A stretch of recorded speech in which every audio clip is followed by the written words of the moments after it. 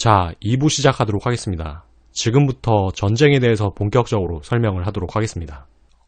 전쟁의 유불리를 얘기를 하려면은 이때 당시의 전력을 비교를 해봐야겠죠. 이 훌라구가 원정에 나선 이 시점에서 몽골군은 뭐 당연히 어마어마한 전력을 보유하고 있다는 게 우리한테 너무나 익숙한 사실이죠. 그러면은 이 바그다드 칼리프는 어땠나? 이거를 좀 짚어볼 필요가 있습니다. 좀 더 세부적으로는 아바스 왕조의 칼리프 그 자체의 힘이 어땠는지, 그리고 칼리프가 얘기했듯이 자기를 지원해줄 세력이 많다고 했는데 정말로 그렇게 지원해줄 세력이 많은지 거기에 대해서 살펴볼 필요가 있습니다. 먼저 이 칼리프의 세력 자체가 얼마나 강대한지에 대해서 좀 설명을 해드리겠습니다. 앞에서 말씀드렸다시피 이 칼리프는 10세기의 부이 왕조 그리고 11세기의 셀주크 왕조한테 차례로 정권을 점유당했다가 칼리프의 권위를 얼마 전에 회복한 그런 세력이었다고 얘기를 했죠. 그런데 이렇게 권위가 회복된 이유가 이 칼리프 자체가 강대해져서라기보다는 세속 권력이 약해져서라는 그런 이유가 더 큽니다. 예를 들자면은 카노사의 굴욕이라고 할 수가 있습니다. 이 교황권이 세속 권력에 대해서 거둔 승리도 어떻게 보면 교황이 굉장히 강대해져서라기보다는 이 세속 권력이 약해지면서 교황한테 고개를 굽힌 그런 면이 굉장히 좀 강하다고 할 수가 있습니다. 이 카노사의 굴욕 같은 경우도 신성 로마 제국의 하인리히가 제국 내부에서 정치적으로 굉장히 궁지에 몰리게 됩니다. 뭐 반란 위기라든지 내부 분열이라든지 이런 것들이 굉장히 심해지거든요. 그러니까 이렇게 위기에 몰린 세속 권력이 신성 권력에 의지해가지고 그 명분으로서 자기의 권력을 회복하려고 했다는 게 이 카노사 굴욕의 본질이라고 보는 사람도 많거든요. 이거랑 굉장히 비슷하게 이때 당시에 칼리프가 권위를 나름대로 회복한 것도 세속 권력의 약화로 인해서 상대적으로 권위가 두드러져 보이는 그런 상황에 가깝다고 할 수가 있습니다. 말하자면은 이 당시에 칼리프가 황제이자 교황이라고 했는데 정말 거기에 걸맞는 힘을 강력하게 갖춘 게 아니고 약간 개털이었다. 이렇게 얘기를 할 수가 있습니다. 예. 너무 여기서 칼리프가 대단한 것처럼 묘사를 하면은 또 제가 낚시를 할 수가 있으니까 이 낚시를 방지하고자 정말 팩트 폭력을 한번 해드리겠습니다. 예. 이때 당시에 칼리프 개털이었습니다. 예, 팩트입니다.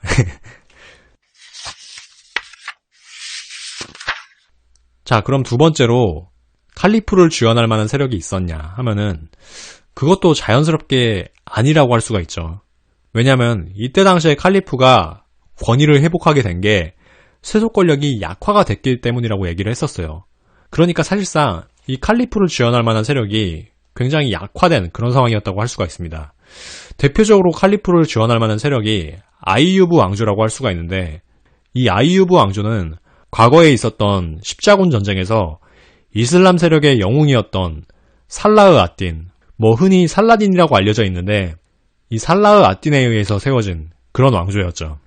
한때 이 살라딘의 시대에는 십자군으로부터 예루살렘을 빼앗을 정도로 강성했는데 이 살라흐 아딘이 사망하면서 점점 세력이 약화가 되는 그런 상황이었습니다. 그래서 살라딘의 조카 알카밀의 시대에는 십자군에게 예루살렘을 뺏기고 또 현재는 굉장히 내부적으로 분열이 있어서 복잡한 상황이었다고 할 수가 있습니다. 그러니까 칼리프를 지원할 수 있는 이 아이유브 왕조도 자기들 챙기기 바쁜 그런 상황이었다. 이렇게 얘기를 할 수가 있죠. 뜯어놓고 보니까 이 전쟁의 승패를 가지고 뭐 도박을 한다면은 칼리프 쪽으로 거는 사람이 뭐 한 명도 없을 정도로 굉장히 훌라구 쪽으로 많이 기울어 보입니다. 뭐 팩트고요. 그 사실을 부정하지 않겠습니다. 그래서 제가 밑밥을 깔아둔 게 오늘은 전쟁 얘기를 한다기보다는 정치적인 얘기를 많이 할 것 같다. 이런 얘기를 했습니다. 제 나름대로의 안전장치입니다. 네. 그래도 어쨌든 간에 이 이후의 상황이 어떻게 전개되는지는 우리가 살펴볼 필요가 있습니다. 그래서 훌라구가 이 이후의 상황에서 어떻게 전쟁을 준비하는지 그거를 상황극으로 들어보시도록 하겠습니다.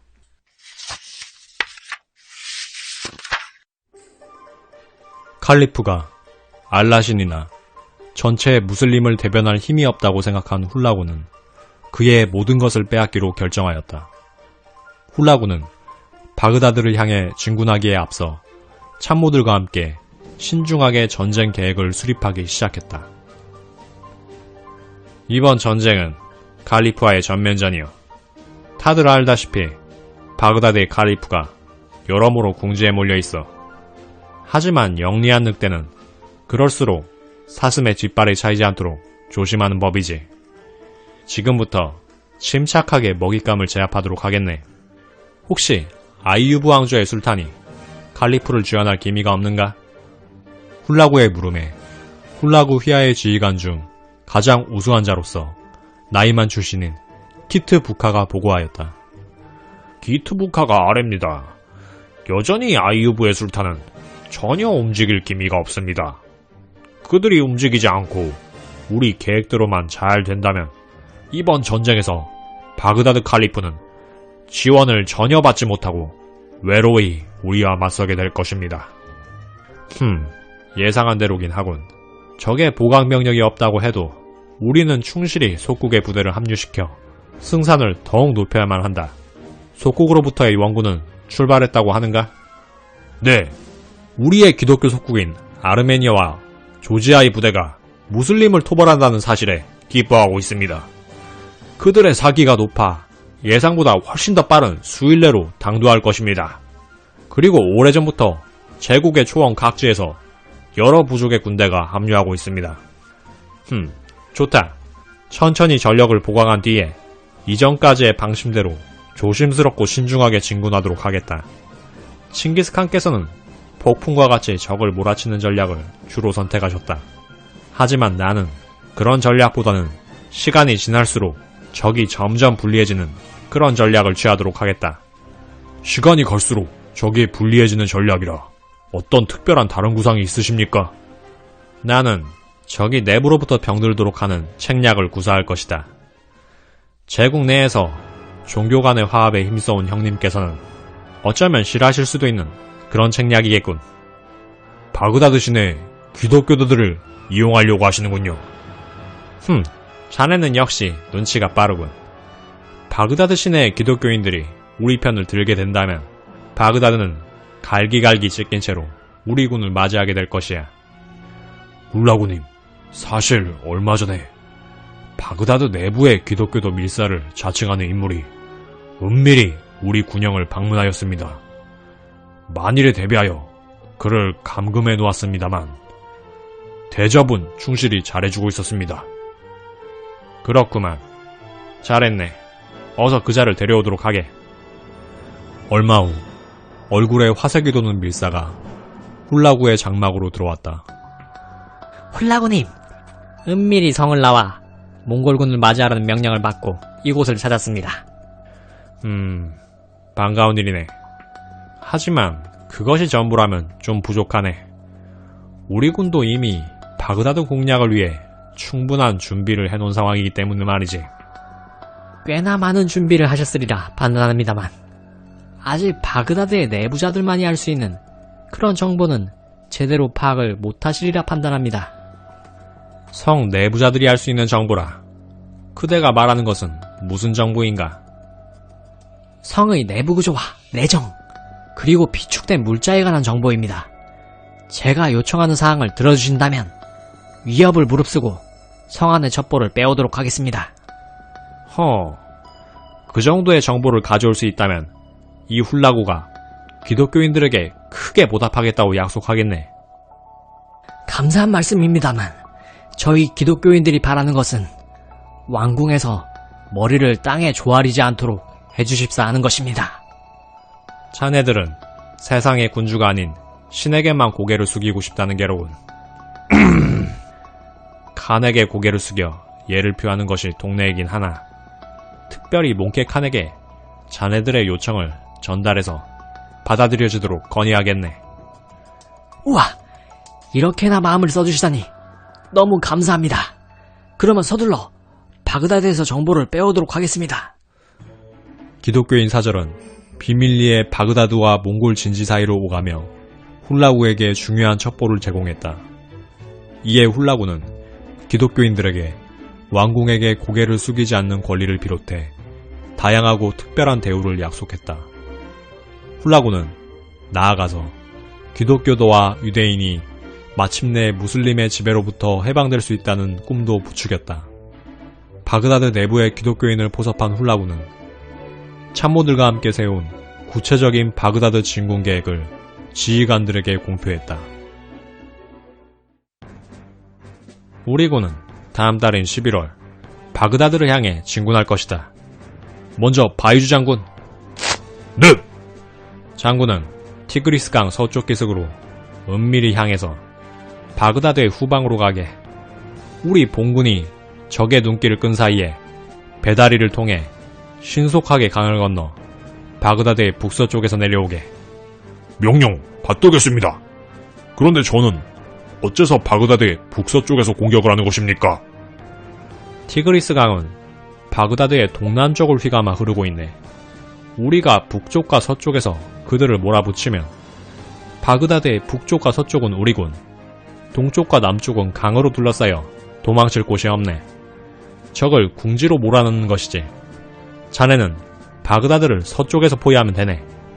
그렇군요. 잘하겠습니다. 그러면 은밀히 티그리스 강을 건너 바그다드의 북서쪽의 모술에서 바그다드 서쪽으로 진군하겠습니다. 좋아. 그 다음에 키트부카. 네, 명령을 내려주십시오. 앞서 말씀하신 바에 따르면 제 역할은 바그다드의 북쪽을 포위하는 것이 되겠군요. 그렇네. 자네는 페르시아 서부의 루리스탄을 따라 진군하며 본군의 좌익을 맡게. 알겠습니다. 말하자면 우리 몽골군의 전통에 따라 세 갈래로 진군하는 것이로군요. 훌라구님께서는 어떤 경로로 진군하시겠습니까? 나는 하마단에서 키르만샤와 호란을 거쳐 티그리스 강으로 향하겠네. 그런 뒤 도하여 자네와 합류할 것이야. 네, 알겠습니다.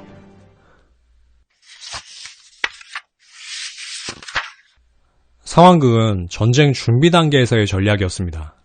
몽골군은 전쟁에 앞서서 적의 적을 포섭해가지고 현지에서 병력을 보강하는 게 특징입니다. 뭐 EEJ라고도 할 수 있고 이독제독이라고도 하는 그런 방법인데, 무슬림의 적인 기독교 세력을 포섭을 해가지고 이들을 아군에 합류를 시킵니다. 거기에 더해서 바그다드 내부의 기독교인들을 분열시킵니다. 적을 내부로부터 분열시켜서 무너뜨린다는 그런 전략이죠. 그러니까 적의 적을 이중으로 사용을 하는 건데, 바그다드 외부에 있는 기독교 세력을 포섭을 해가지고 그들을 아군으로 끌어들이는 동시에 바그다드 내부에 있는 기독교인들의 분열을 획책을 하는 거죠. 가치 판단을 배제하고 전략적으로 본다면은 이 전략은 전쟁에서 승리하기 위해서 절대적으로 유효한 그런 대책이라고 할 수가 있습니다.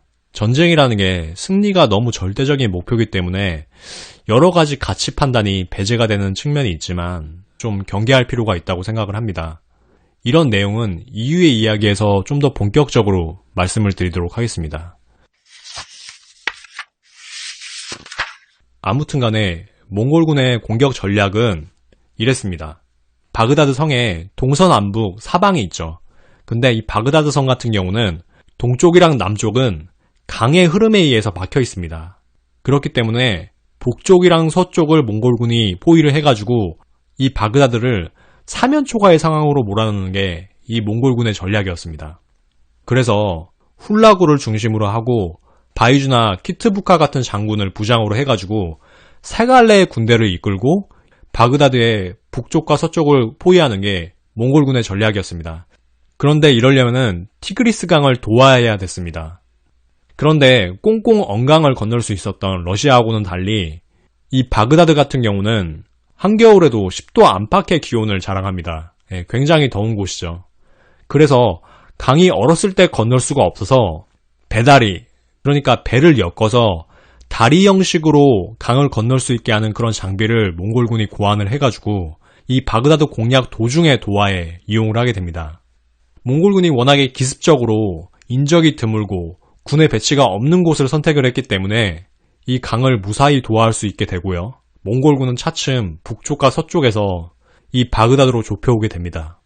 전황은 몽골군에게 점점 더 유리한 상황이고 바그다드의 칼리프는 점점 더 궁지로 몰리게 됩니다. 이런 상황에서 이후의 상황이 어떻게 전개될지 상황극으로 묘사하도록 하겠습니다. 1257년 11월에 출병한 몽골군의 자익과 중군은 북쪽과 동쪽으로부터 넓은 호를 그리며 바그다드에 접근했다. 반면 우익의 별동대를 맡았던 몽골 장군 바이주, 부카테무르, 그리고 수군작은 한참 전에 티그리스 강을 도하여 서쪽으로부터 바그다드를 압박해 들어가고 있었다. 몽골군의 자익과 우익은 1258년 1월 18일에 티그리스 강을 도하해 바그다드를 북쪽에서 포위해 들어갔다. 몽골군의 진로 중간에 놓인 요새는 파죽지세로 함락되었고 요새의 수비병들은 모두 학살되고 말았다. 이제 바그다드는 퇴로조차 막힌 고립무원의 도시가 되었다. 그러한 움직임을 뒤늦게 보고받은 칼리프는 긴급회의를 소집하였다. 칼리프 성아, 우리 전초군이 괴멸되고 몽골군이 세 갈래로 우리를 포위해오고 있습니다. 바그다드 성을 방패삼아 그들에게 항전할 만반의 태세를 갖추어야 합니다. 훌라구가 이끄는 몽골군의 기세가 파죽지세로군. 이렇게까지 전세가 기울 줄 모르고 그를 애송이로 칭하며 도발하였으니 우리의 운명이 어찌 될 것인가. 내 꼴이 우습게 되었군. 성아, 이대로 무슬림의 세계와 위대한 도시가 몽골 1위의 발톱에 찍히게 둘 수는 없습니다. 그렇지만 원군도 올 기미가 없고 우리가 이길 가망이 없으니 별 수 없습니다. 몽골군의 강화를 청하시지요. 제 생각은 다릅니다. 이제 와서 강화를 청한다면 굴욕적인 조건을 받아들일 수밖에 없을 것입니다. 그들에게 농락을 당하느니 당당히 싸워 역사의 귀감이 되어야 합니다. 그게 무슨 궤변인가? 역사의 귀감이 되는 것도 우리 무슬림 세계가 존속될 때 의미가 있는 것이 아닌가? 우리의 세계가 모두 멸망한 다음에는 우리의 이야기를 교훈 삼을 사람들도 없어요. 우리 종족 자체가 없어지는 거지. 이 칼리프 앞에서 논쟁은 그만하시오. 천왕이 이토록 위태롭고 우리 바그다드는 멸망의 기로에 있소. 이런 때 대신들끼리 싸워서야 무엇이 되겠는가? 이런 상황에서 그저 허무하고 무력한 저항을 이어갈 순 없어.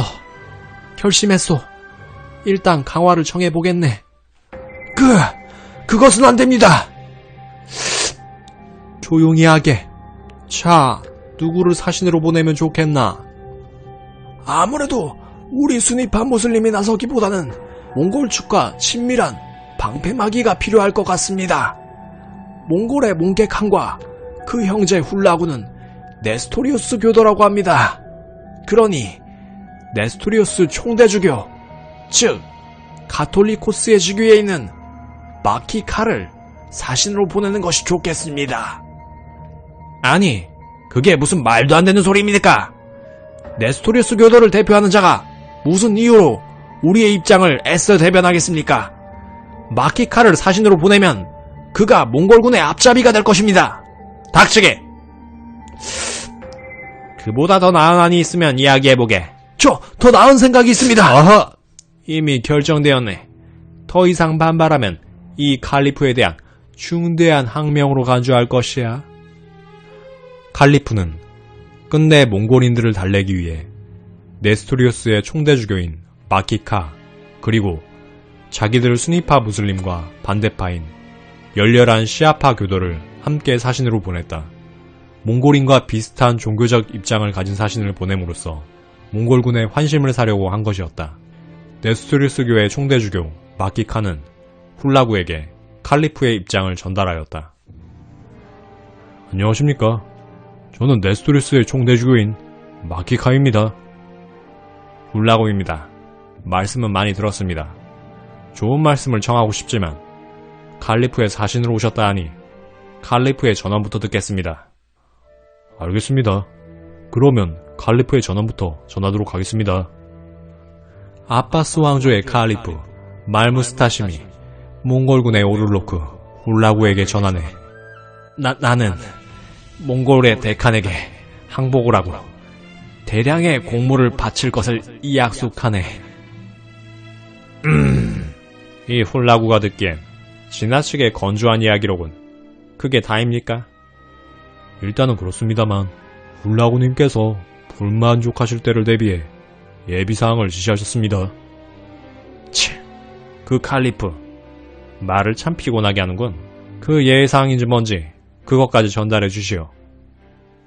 우리 측의 복종만으로 부족할 경우에는 우리의 예배당 모스크에서 데칸의 이름으로 금요 기도문을 읽어 칼리프가 몽골 통제에 따른다는 것을 공식적으로 인정하겠소. 이 훌라구가 보기엔 참 딱합니다. 칼리프께서는 어쩌면 그렇게 사리분별을 못하는 것일까요?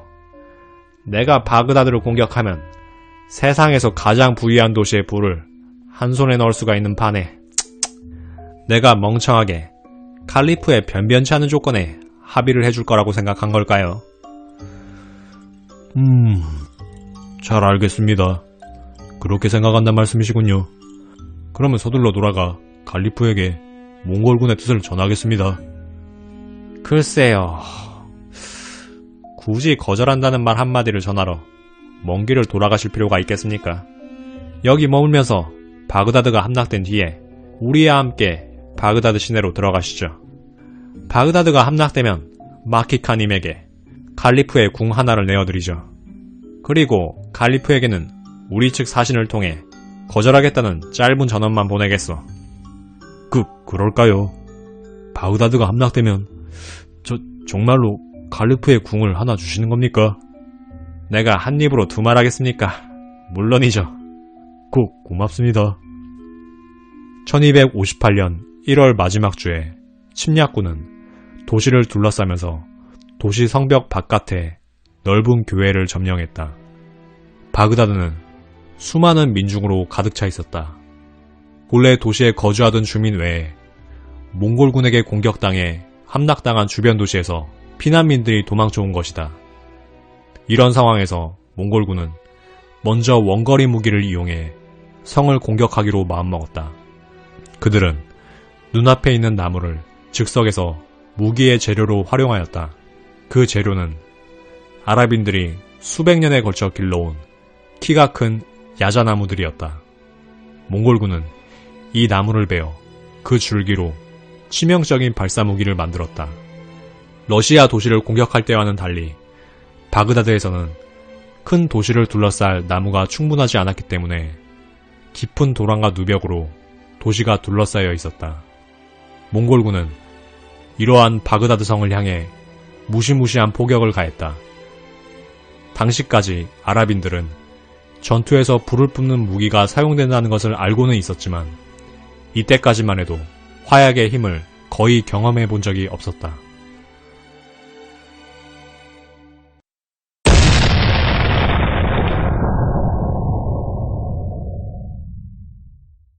무기 발사를 담당한 병사들은 아비규환이 벌어진 바그다드를 멀리서 구경하며 이죽거렸다.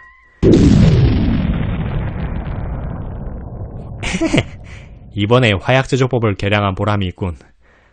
그러게 말이야. 공기가 충분히 들어가서 그런지 예전 무기들처럼 불이 붙고도 천천히 타오르는 게 아니라 한 번에 빠르게 타오르다가 폭발을 하게 되는 거지.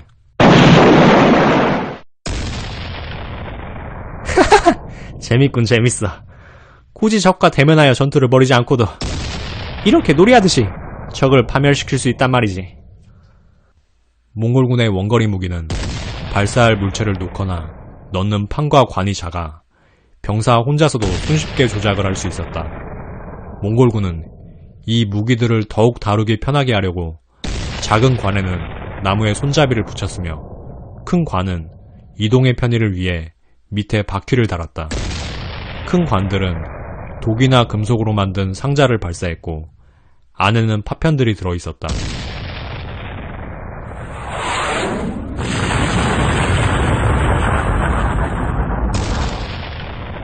때로는 화약이 더 들어있어 다른 물체에 부딪히며 2차 폭발을 했다. 몽골군은 이런 형태의 포격장치를 이용해 공격을 하면서 연막탄, 원시적인 수류탄, 단순한 형태의 박격포, 소위탄 등을 사용했다. 바그다드가 시원스럽게 불타고 있군. 이 훌라구가 명한다. 전방의 병사들은 들어라. 화력을 더욱 집중하여 도시 방어망 한가운데를 집중 포격하라고 전해라. 이런 원거리 집중 포격 때문에 바그다드 주민은 혼란과 공포에 빠져들었으며 수비군은 좌절감을 느꼈다. 아랍의 병사들은 이제까지 자기들의 무기가 닿을 수 없는 먼 거리에 있는 적으로부터 공격을 당한 적이 없었다. 몽골 공병들은 화약 무기만이 아니라 땅에 묻는 폭탄도 거의 완벽하게 운용했다. 이 폭탄을 이용해 곳곳에 있는 성벽을 무너뜨리기도 했다. 이런 혁신적인 무기들 때문에 몽골군은 원하던 대로 실제 전투와 살인의 현장으로부터 멀리 떨어져서 공격을 할 수 있었다. 자, 이번에는 무슬림들이 공들여 쌓아둔 뚝을 파괴하라. 티그리스 강의 물줄기가 성을 향해 흐르도록 하라.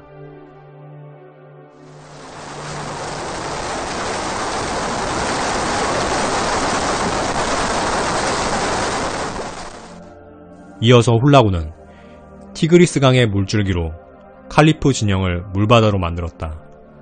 바그다드 주변이 물로 수장된 것이다. 불과 물로써 적을 공격하던 몽골군은 공포와 굶주림에 지친 적을 격파했다. 출진한 지 불과 2달 후인 1258년 2월 5일 바그다드의 성벽을 돌파했으며 5일 뒤 칼리프는 항복했다.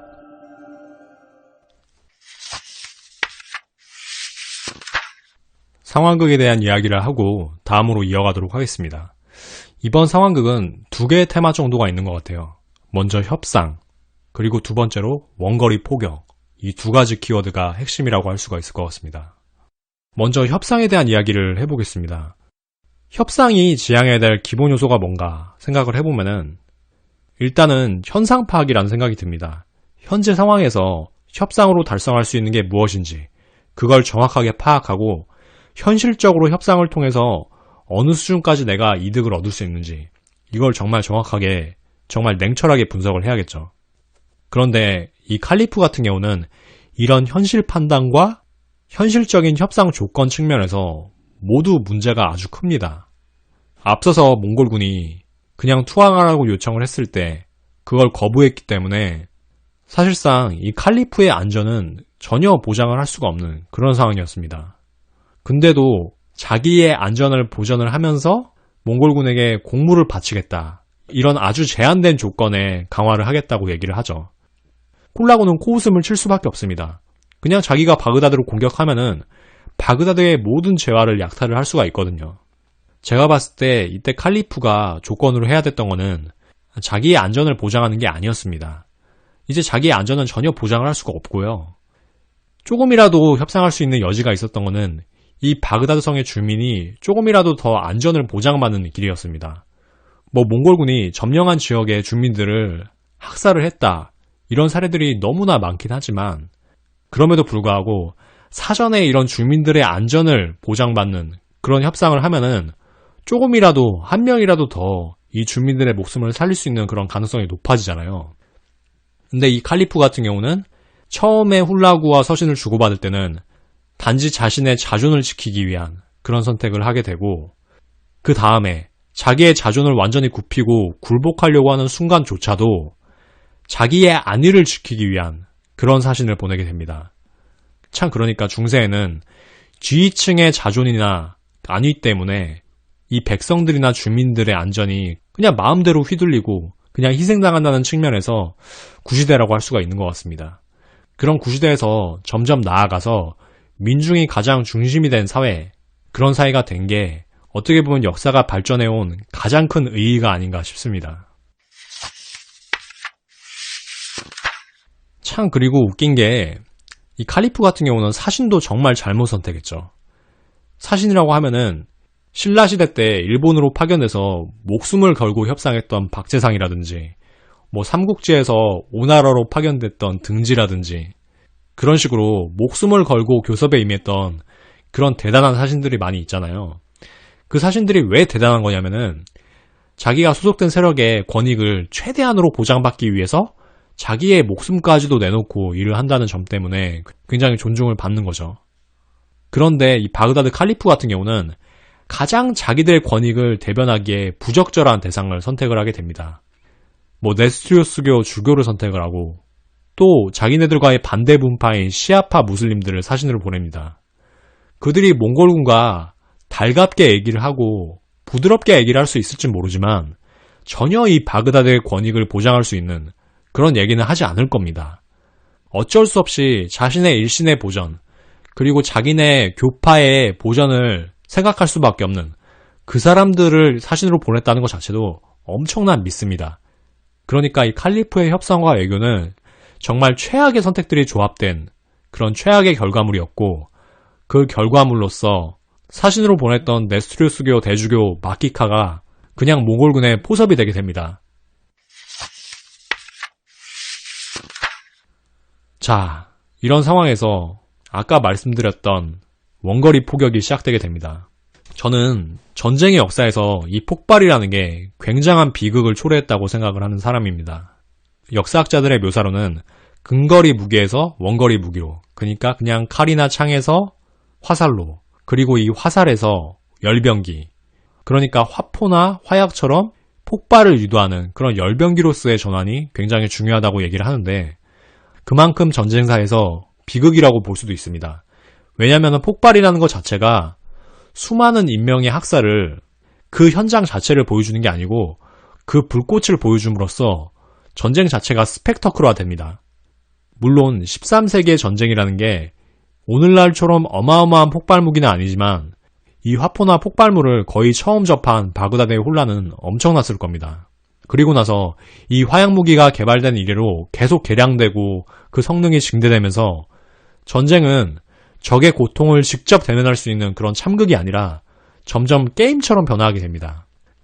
제가 상황극에서 각색한 게 이 몽골 병사들이 화포를 통해서 뭔가를 발사할 때 굉장히 게임처럼 즐거워하는 그런 식으로 묘사를 했는데요.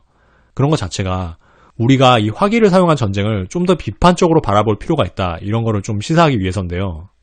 제가 예전에 실생활의 경험을 통해서도 굉장히 이 폭발이 무서운 스펙터클이다 하는 거를 좀 경험을 했었습니다.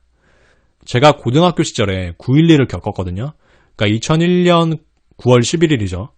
그때 수학여행을 갔었는데, 그때 수학여행을 가서 TV를 딱 켜니까 월드 트레이드 센터하고 이 비행기가 충돌을 해가지고 거기서 엄청난 폭발이 일어나는 이런 장면이었죠.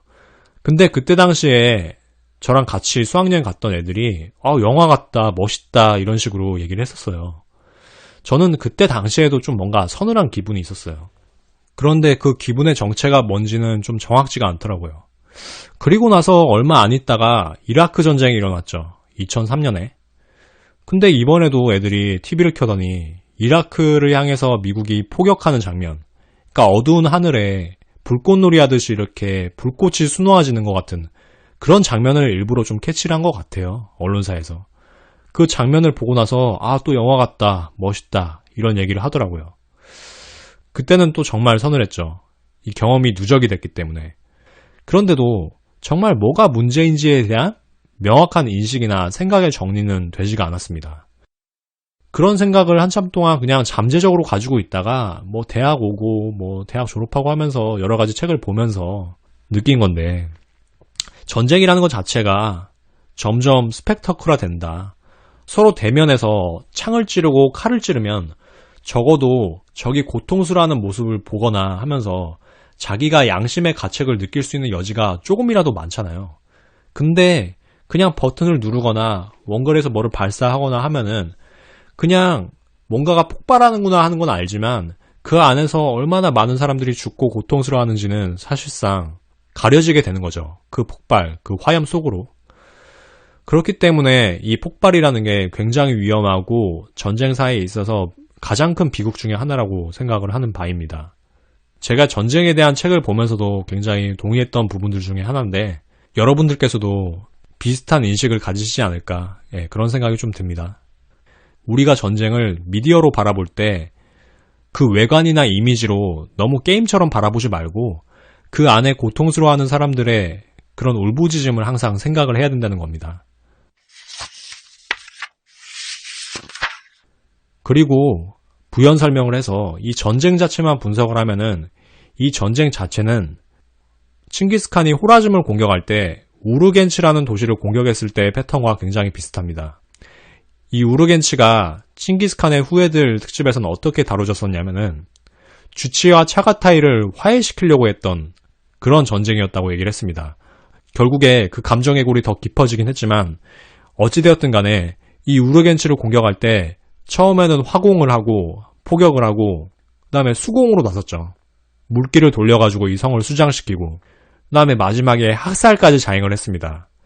몽골군이 특정한 세력한테 자행할 수 있는 거의 최악의 콤보 세트라고 할 수가 있는데 이런 콤보를 맞은 게 이 바그다드였고, 자, 이제 이 바그다드가 포격과 수공까지는 당했는데 이 학살의 현장에 계속될지 뭐 사실상 거의 확정된 거나 마찬가지일 것 같은데 정말 얼마나 참극이 벌어질지에 대해서는 상황극으로 묘사하기보다는 그냥 낭독으로 들려드리도록 하겠습니다.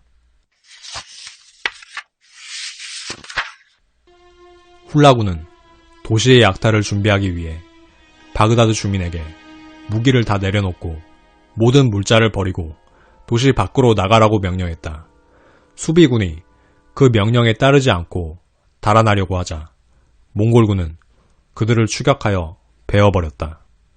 2월 10일 칼리프가 몸소 훌라구에게 항복하러 왔고 훌라구는 그에게 모든 사람이 도시를 떠나고 그들의 무기를 내려놓도록 명령하라고 했다. 그 이후 주민들이 무장을 해제하고 무리지어 몽골군에게 투항하러 왔고 몽골군은 그들을 그 자리에서 학살하였다. 그리고 나서 몽골인들이 바그다드에 들어왔고 그들의 명령에 복종하지 않은 시민들은 다시금 학살되고 도시에는 큰 불이 났다. 약탈은 17일간 지속되었으며 그 기간 중 주민 9만 명이 죽은 것으로 생각된다. 훌라군은 기독교인 부대를 도시 안으로 들여보내 전리품을 거둬오게 했다. 이 부대는 많은 사람들이 집에서 나와 도시 밖으로 나가라는 명령을 거부하고 자기 집에 숨어 있다는 것을 알았다. 침략군은 명령 불복종 또한 죽음으로 다스렸다. 몽골군의 명령에 따라 도시와 교회의 기독교인 소유지는 약탈을 면했다. 훌라군은 가톨리코스인 마키카에게 약속한 대로 칼리프의 궁 하나를 주기도 했다. 바그다드 내부의 기독교도는 밖에서 들어온 기독교도와 합세하여 도시를 약탈하고 무슬림을 학살했다. 기독교인들은 마침내 무슬림으로부터 구원을 얻었다고 생각했다. 수백 년에 걸친 증오와 분노가 터져나오면서 기독교도는 모스크를 더럽히고 파괴했으며 많은 모스크를 교회로 바꾸었다. 기독교인들은 아바스 땅의 전역 그리고 그 너머에서도 승리를 축하했다. 아르메니아의 연대기 기록자는 그 기쁨을 이렇게 묘사했다. 이 도시가 세워진 지 515년이 지났다. 이 도시는 그 우월한 지위를 이용하여 늘 배가 고픈 거머리처럼 온 세상을 삼켰다. 그러나 이제 이 도시는 가져간 것을 모두 내놓았다. 바그다드는 그동안 뿌린 피와 그동안 저지른 악에 대한 벌을 받았다. 그 죄악은 이미 바그다드를 가득 채우고 흘러넘칠 정도였다. 약탈은 17일 동안 계속되었다.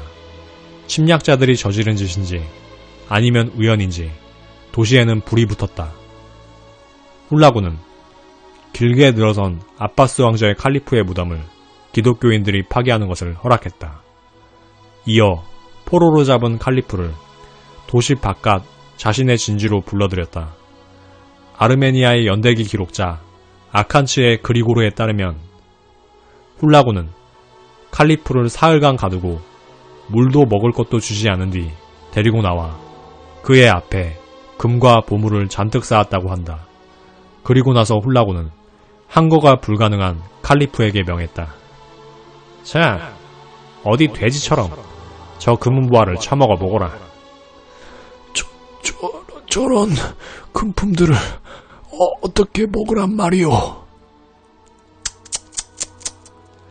그러기에 제대로 된 군대도 없이 먹지도 못할 금은보화를 저렇게 쌓아두었는가?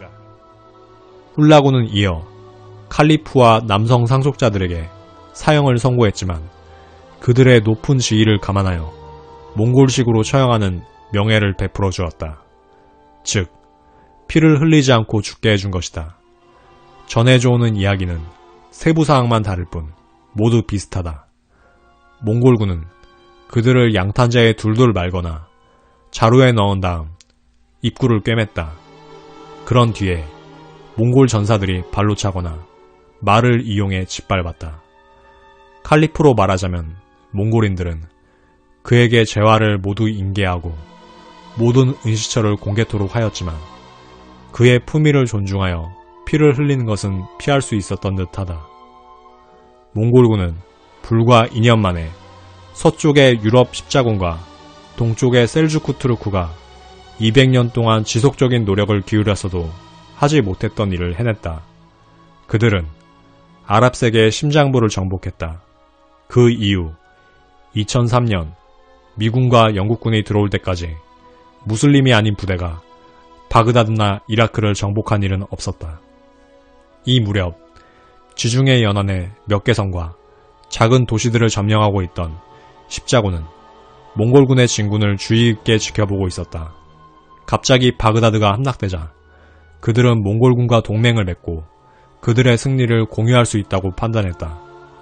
몽골군이 바그다드를 떠나 서쪽으로 멀리 다마스쿠스로 향하자 십자군 기사 안티오쿠의 보헤문드는 그의 군대를 이끌고 나와 지중해 쪽에서 다마스쿠스를 공격했다. 그는 몽골군을 지원하기 위해 물자와 식량도 가져갔다. 마찬가지로 셀주크의 술탄은 아나톨리아 출신의 부대를 보내 몽골의 공격을 지원하게 했다. 다마스쿠스는 파멸하기 전에 항복함으로써 바그다드와 같은 운명을 피했다. 몽골 전사들은 역사상 두 번째로 지중해 해변에 이르게 되었다. 18년 전인 1241년 바투가 지휘하는 몽골군이 유럽을 통하여 지중해에 다다른 적이 있었지만 이번에는 아시아를 통해 지중해에 이르렀다. 훌라군은 카라코룸에서 형제들과 헤어진 뒤 7년 만에 약 6,000km를 주파하면서 그 안에 있는 모든 땅을 정복하거나 재정복했으며 그 과정에서 계속 팽창하는 제국 신민의 아랍인, 투르크인, 쿠르드인, 페르시아인 수백만 명을 보탰다.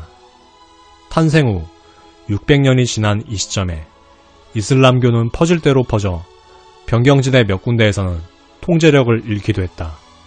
그렇다 해도 무슬림 세계에서 이렇게 많은 부분이 이교도의 지배 밑으로 들어간 적은 없었다. 칭기스칸의 부하라 공격에서부터 바그다드와 다마스쿠스 함락에 이르는 40년. 그 40년은 무슬림 역사의 최저점이었다. 십자군은 몇 개 항구 정도의 발끝만 간신히 디뎠던 반면 몽골군은 인더스강으로부터 지중해에 이르기까지 모든 무슬림 왕국과 도시를 정복했다. 아시아의 무슬림 영토 거의 전부를 정복한 셈이었다. 아라비아 반도와 북아프리카만 그들의 소나기에서 벗어났다. 기독교도는 기뻐서 어쩔 줄을 몰랐다. 아르메니아의 연대기에는 몽골군이 아랍에서 실제로 했던 일보다 기독교인의 무슬림에 대한 경멸과 조롱을 보여주는 의도가 깔린 그런 이야기들이 실려있다. 출처가 의심스러운 이 이야기에 따르면 훌라군은 아랍에서 승리를 거둔 뒤 아르메니아에서 새끼 돼지 10만 마리를 주문하여 아랍의 각 도시에 2,000마리씩 나누어줬다고 한다. 무슬림은 도시 한가운데에서 이 돼지를 치면서 매일 편도와 대추야자를 먹이고 토요일 밤마다 비누로 깨끗하게 씻어주어야 했다. 연대기 기록자는 몽골군이 모든 아랍인에게 돼지고기를 먹으라는 명령을 내리고 거부하는 자는 목을 베었다고 덧붙여 놓았는데 이 역시 터무니없게 들리기는 마찬가지다.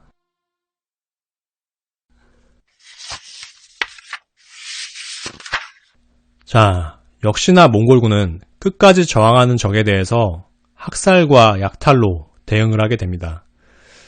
뭐 그렇다고 목숨을 구하려고 했던 그런 칼리프는 살았냐 하면은 뭐 당연히 일족과 함께 사망을 하게 됩니다.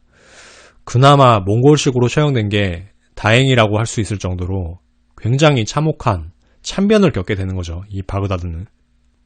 그런데 제가 읽었던 구문에서 좀 집중해 볼 만한 게 이 바그다드가 무슬림들이 아닌 세력들한테 지배당한 게 2003년에 이라크 전쟁에서 미군이나 영국군이 들어오기 전까지 처음이었다고 하는 거죠. 확실히 몽골군이 지리적인 조건이나 문화권을 넘어선 전투수행 능력을 갖췄다는 것은 뭐 의심할 여지가 없는 것 같습니다.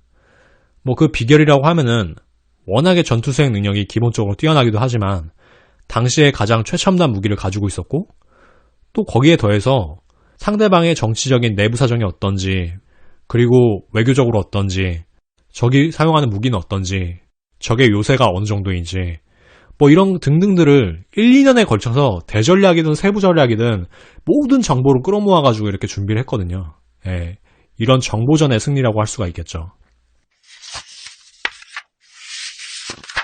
그런데 사실상 앞에서 읽은 글 중에서 가장 핵심이라고 할 수 있는 거는 일부 기독교인들이 이슬람의 패배를 자기들의 승리라고 자축했던 그런 장면이었습니다. 참 어떻게 보면 이런 종교적인 혐오와 조롱이 정말 역겹기까지 하게 느껴지는 그런 경우가 있죠. 사실은 몽골이 승리했는데 상대의 이교도가 초라해지니까 그걸 그냥 단지 자기들의 승리로 포장을 하는 거예요. 참 그런 부분들이 사실이 아니기도 하고 참 역겹기도 하고 그런 부분인데 어찌되었든 간에 기독교인들은 모스크를 더럽히고 또 교회로 바꾸고 이런 일들을 행합니다. 또 신빙성이 없는 기록이긴 하지만 이슬람교에서 천하다고 하는 돼지를 사육하게 하고 또 그 고기를 먹이라고 강요까지 했다는 뭐 그런 기록도 남아 있습니다. 참 이런 걸 보면은 승리라는 거는 때로 조화와 공존을 완전히 배제하고 약육강식의 논리로 철저하게 무장된 그런 달콤한 독이 아닌가 그런 생각을 합니다. 상대방과 조화롭게 공존하려는 그런 생각은 없고 어떻게든 간에 상대를 파멸시키고 그 상대를 역사에서 지어나가는 게 자기들의 승리라고 믿는 거죠. 이런 걸 보면은 종교전쟁이라는 게 인류 역사에서 가장 어두운 부분이 아닌가 싶습니다. 제가 문득 이번 방송을 준비하면서 생각이 들었던 게 여러분들 영화 제오원소 보면은 밀라 요보비치가 맡았던 리루라는 캐릭터가 인류의 역사를 압축해서 학습하는 그런 장면이 있습니다. 그 장면을 보면은 리루가 전쟁에 대한 부분을 공부하면서 끊임없이 눈물을 흘리는 그런 대목이 있어요. 제가 이번 방송을 준비하면서 카페에서 이 방송을 준비를 했는데 오늘 방송에 내놓은 것보다 훨씬 더 좀 수위가 있는 그런 내용들도 있었거든요. 그런 내용들을 보면서 저도 모르게 되게 슬퍼져가지고 카페에서 혼자 앉아가지고 눈물을 찔끔 흘렸던 그런 부끄러운 기억이 있습니다. 그럴 정도로 여러분께서 전쟁을 정말 냉철한 눈으로 바라보시면은 전쟁이라는 게 만약에 우리가 승자일 때는 영광의 순간으로 기억되기도 하지만 누군가의 최저점이기도 하거든요. 그런데 이 승리의 쾌락과 쾌감이 윤리적인 판단을 완전히 뒤집는다는 측면에서 이 전쟁이라는 거는 다시 있으면 안 될 그런 인류의 최악의 포커가 아닌가 그런 생각을 합니다. 이번 방송을 준비하다 보니까 엄청난 반전주의자가 되고 있는데 어찌되었든 간에 역사는 계속되고 그 속의 전쟁은 계속되고 있습니다. 그래서 눈을 크게 뜨고 지켜볼 필요가 있고 전쟁의 속성을 여러 측면에서 바라볼 필요가 있습니다. 그런데 전쟁이라는 행위가 때로는 절대 악으로만 치부될 그런 행위가 아닐 때도 있죠. 어떤 세력이 정말 무자비한 세력에 맞서서 자기들의 자존을 지키려고 하는 그런 행위일 때도 있는 거죠. 그런 경우일 때는 전쟁의 의의를 좀 꼼꼼하게 살펴볼 필요가 있겠지만 우리가 그냥 단순히 탐욕을 채우기 위한 전쟁의 경우에는 전쟁의 목적을 좀 냉철하게 좀 비판적으로 바라볼 필요가 있다는 그런 말씀을 드리는 겁니다. 자, 어찌되었든 간에 역사는 계속되고 이 칭기스칸의 후예들 얘기도 계속됩니다. 그래서 어차피 진행될 역사고 어차피 나올 전쟁이라면 다시 한번 좀 눈을 크게 뜨고 바라보도록 하겠습니다. 자, 이제 현재 시점으로 좀 돌아와야 되는데 훌라구가 이 아랍 원정을 했던 이 여정을 잠깐 훑어보겠습니다. 훌라구는 먼저 아사신 부대를 이끄는 이스마일파의 이맘을 제압을 했죠. 그 다음에 바그다드의 칼리프를 제압을 하고 제가 아까 낭독에서 읽어드린 대로 현재 시리아의 수도인 다마스쿠스까지 제압을 했습니다. 이런 굉장한 전과를 올린 상황에서 제가 예전에 말씀드렸다시피 최종적인 목표인 이집트의 카이로까지 노리는 그런 상황이었다고 할 수가 있습니다. 즉 아직 아랍 원정은 끝나지가 않았습니다. 근데 제가 전체 이야기의 밸런스를 고려를 할 때 지금 더 서방의 얘기를 하는 건 좋지가 않아요. 그래서 제가 고민을 많이 한 결과 아랍 원정은 일단 여기까지 일단락을 해두고 동쪽으로 돌아가서 쿠빌라이가 어떤 식으로 중국 원정을 하고 있는지에 대한 이야기를 잠깐 하도록 하겠습니다. 그래서 다음 시간에는 쿠빌라이가 남송 원정을 어떻게 준비하고 진행을 했는지에 대해서 묘사를 하도록 하겠습니다. 쿠빌라이가 남송을 정벌하는 과정, 그리고 훌라구가 좀 더 서쪽으로 나아가는 과정이 쉽지만은 않거든요. 그러니까 지금까지 이야기들하고는 달리 이제 강적들이 나타나기 시작합니다. 몽골군이 그 강적들과 동쪽과 서쪽에서 어떻게 맞서게 되는지 그 이유의 이야기를 다음 시간부터 전해드리도록 하겠습니다. 어쩌다 보니까 이번 얘기가 좀 길어졌는데요. 긴 만큼 막 스펙터클이 있고 이런 얘기는 아니었지만 그래도 우리가 충분히 얘기해볼 만한 가치가 있는 그런 얘기들이 많이 있었던 편이 아닌가 싶습니다. 그런 면에서 좀 재미는 약간 덜하지만 의의를 두셨으면 좋겠고요. 다음 시간부터는 좀 더 재미도 챙기도록 하겠습니다. 아무튼 지금까지 청취해주셔서 감사하고요. 다음 본편에서 뵙도록 하겠습니다.